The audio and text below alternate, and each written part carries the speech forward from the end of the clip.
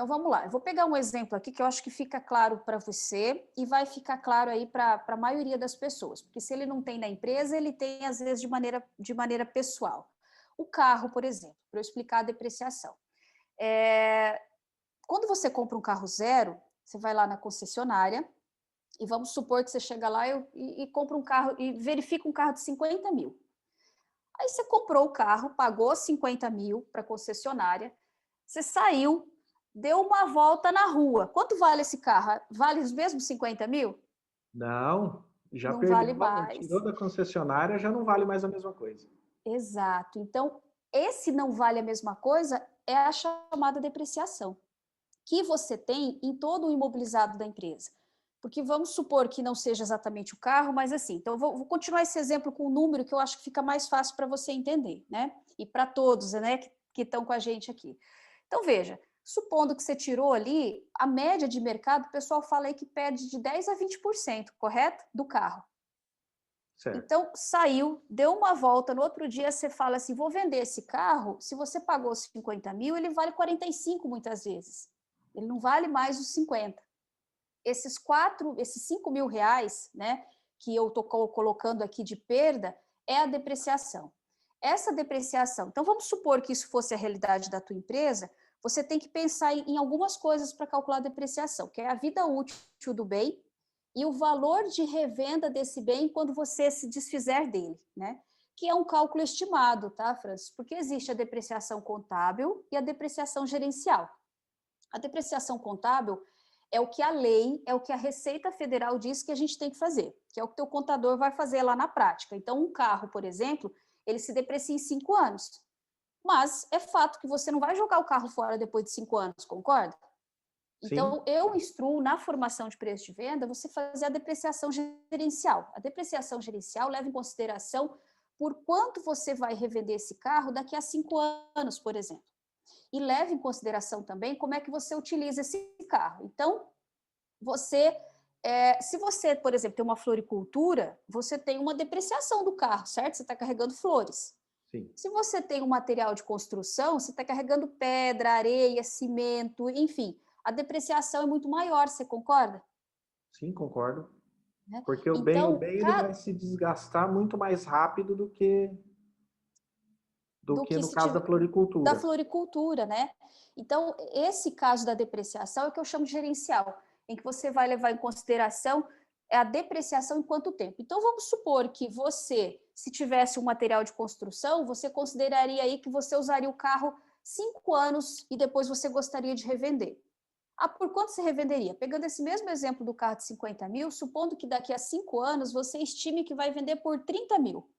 Ou seja, neste caso, a depreciação é de 20 mil em 5 anos, certo? Carro Certo. comprei por 50, revendi Uhum. por 30 daqui a 5 anos, então eu perdi 30 mil, 20 mil. Esses 20 mil que você perdeu aí, você precisa dividir, então, por quanto? Se são 5 anos, são 60 meses, ok? Então, Ok. são 20 mil dividido por 60 meses, que vai dar lá um valor, né? Esse valor você joga lá como depreciação mensal no teu custo fixo, que é a perda desse bem para que daqui a 5 anos você coloque, você compre um bem que seja similar. Já se você tivesse uma floricultura, por exemplo, né, pegando esse exemplo de que o teu carro depreciaria menos, porventura você venderia por 40 mil. Então, nesse caso, a depreciação seria apenas de 10 dividido por 60 meses, que é a depreciação gerencial. Não sei se eu fui clara aqui com o número, você pode me perguntar aí se não ficou claro, tá? Não, foi sim.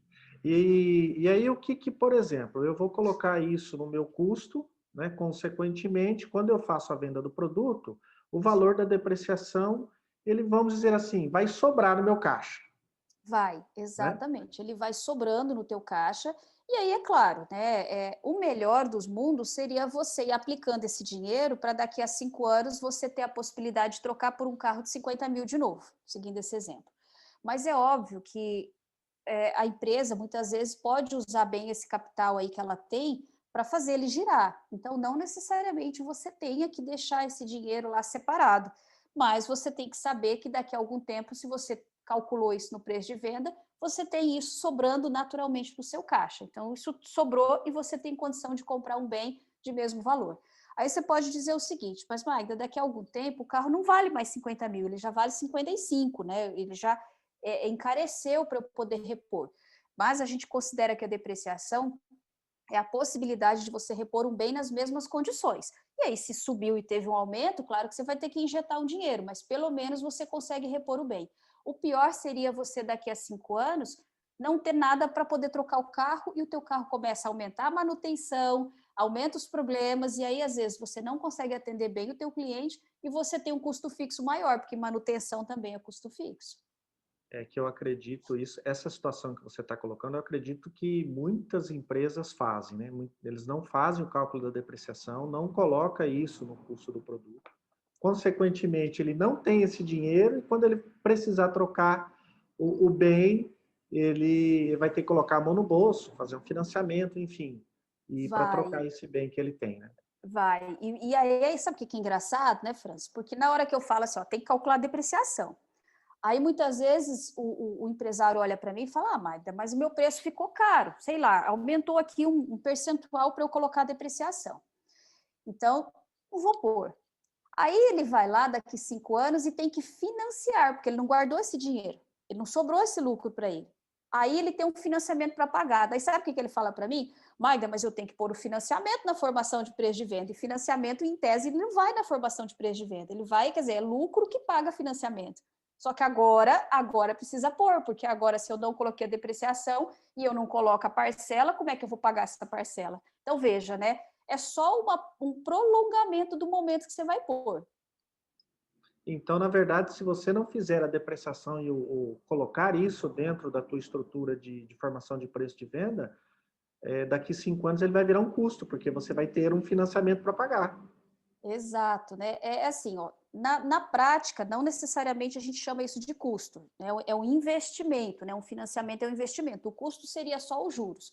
Mas, na prática, né?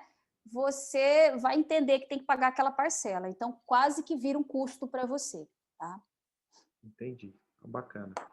Então eu vou começar a colocar essa depreciação na formação, porque muitas vezes nós.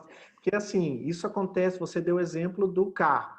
Mas na empresa, imobilizado, nós temos mesa, nós temos computadores, nós temos impressoras, nós temos outros imobilizados que eu, por exemplo, tenho imobilizado que eu não faço.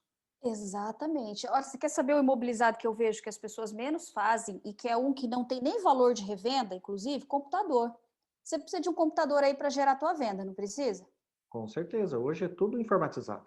Tudo informatizado. E aí, daqui a pouco, você começa a ver que começa a ficar lento, que o teu sistema trava na hora que você tem que fazer a venda, que a coisa não é tão rápida. Significa que é hora de trocar.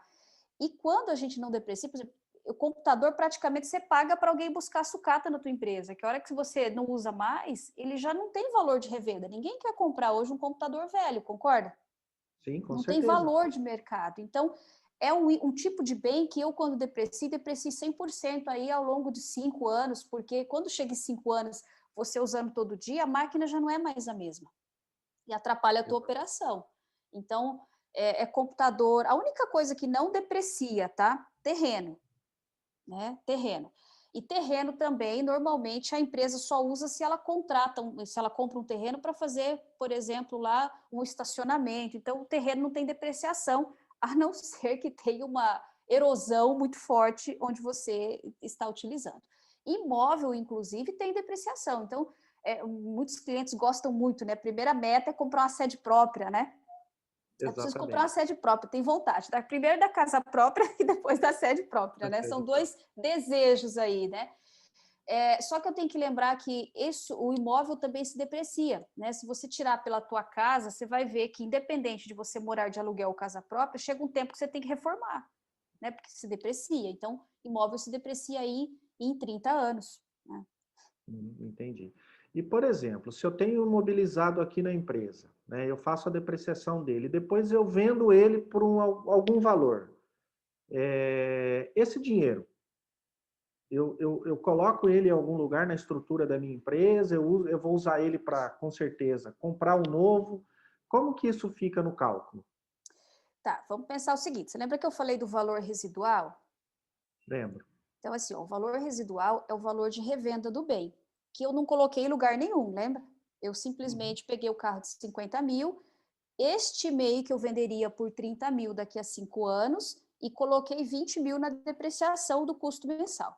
Esses 30 mil, na verdade, ele faz parte do investimento. Lá no cálculo da formação de preço de venda, a gente não coloca investimentos, a gente coloca o quê? A gente coloca só o custo financeiro, muitas vezes dos juros que você tem aí para fazer um financiamento. Mas de onde eu vou tirar o investimento? O investimento sai do lucro. Lucro, sim. Lembra que eu comentei lá no início que a lucratividade é um percentual que você deve estimar e deste lucro você vai refazer o investimento. Então, esses 30 mil aí, que nem você comentou, eu vou vender o bem e tal, ele não entra na formação de preço e tal. O que entra é só o que deprecia.